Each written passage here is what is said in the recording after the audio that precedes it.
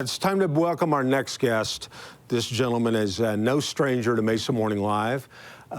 It's the very first time I've had the privilege of interviewing him or talking to him via some kind of a technological thing like this, and I kind of like it. I kind of like this social distance that I have with Dave Richins right here. He is, I'm going to get his title correct. He is the CEO and president of the United Food Bank.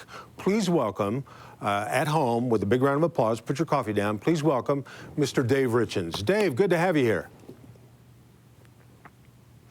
That's great to be here, Mark, as usual. I think this is our fifth or sixth time together on Mesa Morning Live. Yes, it is, and I think this is the way we ought to do it from now on. Yeah, each and every one has provided its own traumatic experience for you, so counseling shall be forthcoming. Yeah, and that's awesome. So what are you doing these days? How are things during this whole pandemic, nightmare, COVID? How has that affected things at the food bank? You know, it's mostly lemonade and hammocks right now. I mean, there's just not a lot going on at a food bank. No, it's been a very unique experience to manage a food bank in a pandemic. I think the thing that I've been most touched by is the deep need in our community for food assistance. And the other is the performance of the team here at United Food Bank.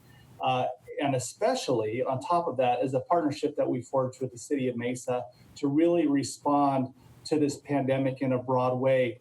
I found out today that since March 27th, when we really started getting together doing that distribution at the Mesa Convention Center, between United Food Bank and our subsidiary Waste Not, that's another nonprofit that delivers prepared meals, we have delivered a total of 1.5 million meals to the Mesa community. Wow, that's amazing. It just goes to show you, pandemic or not, people still need to eat, and I know there's a lot of need out there. And thanks for stepping up. And that's a lot. 1.5 million meals. That's amazing. Yeah, we saw our numbers go up pretty quickly. We typically do about 500 families at a distribution we do on Fridays at our volunteer center. The pandemic hit, we quickly went to 1,200. We moved over to the convention center, hit 2,400 for about 5 weeks. That's since backed off to around 1,800 right now. But we couldn't have done it without our partnership with the city of Mesa. The city has stepped up.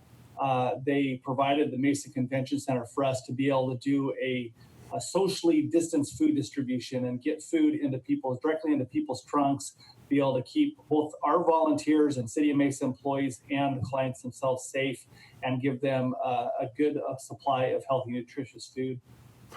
What kind of inventory do you have? I don't know if that's the right word, but it's tough when a lot of people are kind of huddled around at home and sticking around there. It's tough for some of them to get out and go make the donation to the food bank. Have you got a pretty good supply, a backup? Yeah, actually, when this first hit, our grocery store donations dropped by 90%, right the first couple of weeks. And then our food drives all evaporated, as did our volunteers. And so once we got back on our feet and kind of regrouped, we started growing those lines of donations back again. Fortunately, we had done some advanced planning about food supply coming into the food bank. So we had trucks scheduled at least 2 a day, every day, coming into the food bank of a variety of food products. So we have everything from milk and sour cream and cottage cheese and really nice dairy to really good selection of vegetables to meat products. So the folks that are coming to these distributions are getting enough food to really last them through a whole week and the ability to build a variety of meals out of what they get. Typically, the choice is not as robust as it is right now, but given some of the bills that passed Congress, the Coronavirus Relief Act, there are several programs that USDA put in place to enable us to provide more variety to people that have food security issues right now.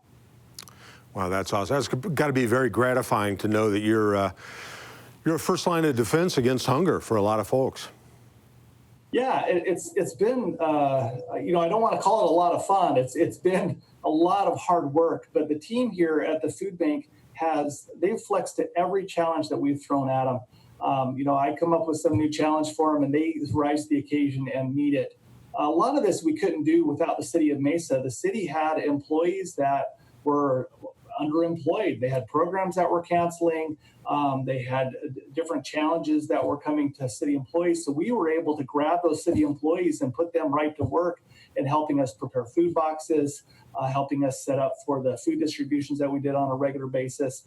And so the city has been a key partner in making this all happen, both with funding and with personnel and emotionally. I mean, the support we've gotten from city leaders to help the folks that come to our distributions has been absolutely tremendous. So big thanks to the city of Mesa for that.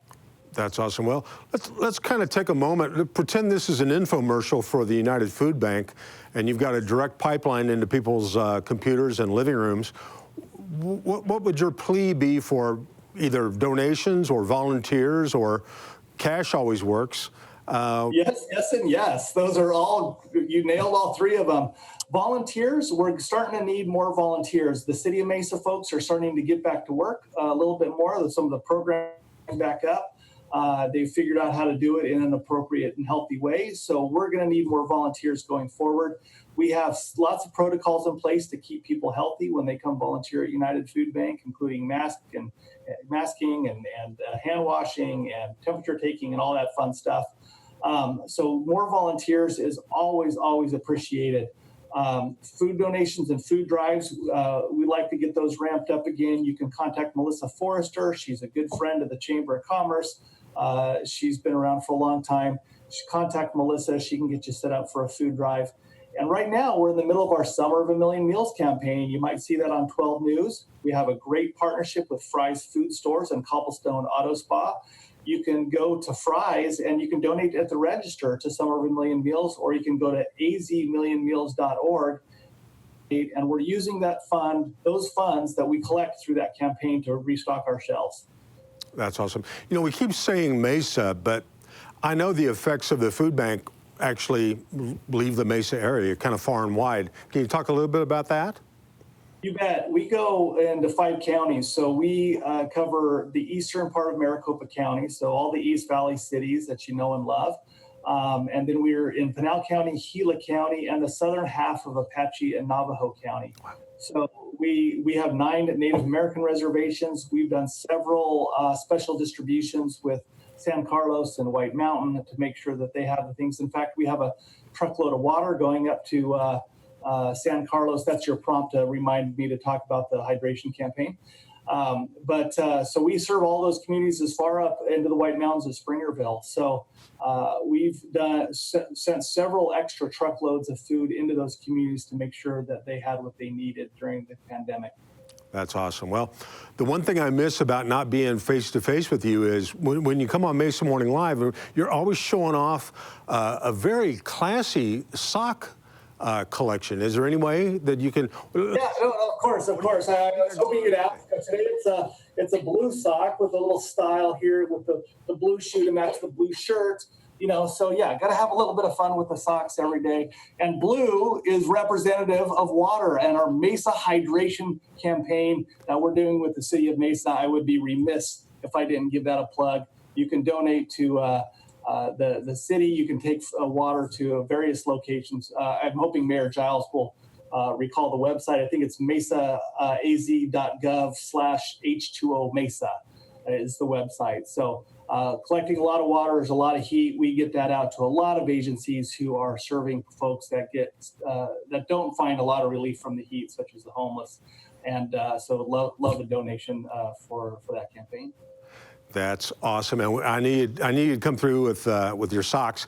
I'm not trying to show off, but look what I just got today as a little bonus. I couldn't be more excited. It's my Mesa Chamber socks. I don't know if you can see those, but it's pretty cool. Very nicely done. Yeah, looks like from the Richins. They'll go all the way up to your knee and give you a lot of support to your calf, so you'll love that.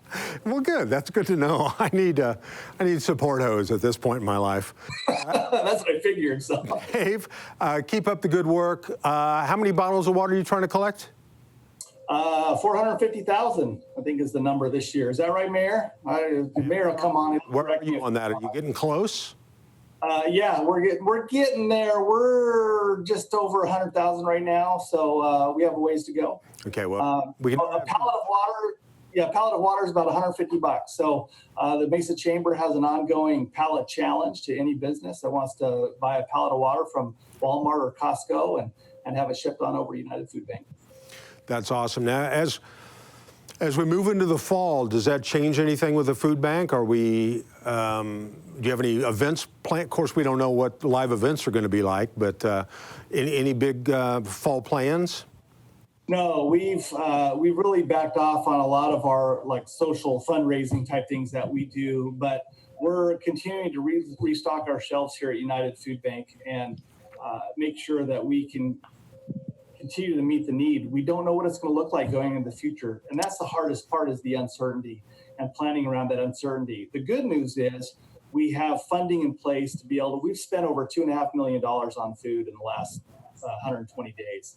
A lot of that comes in over the next few months, and so what's in store for the fall is receiving lots of truckloads of food, getting it into our warehouse, getting it in bags and out to the public. That's a tremendous amount of money. That's roughly twice what I've spent on food in the last couple of months, being in lockdown. It's not a good thing. But Dave, keep up the good work. I say it every time I see you. You're the right man for the job. It's not an easy job, but it's a job that needs to be done. And thanks for taking care of it. Thanks for having me on. All right, Dave Richins, United Food Bank.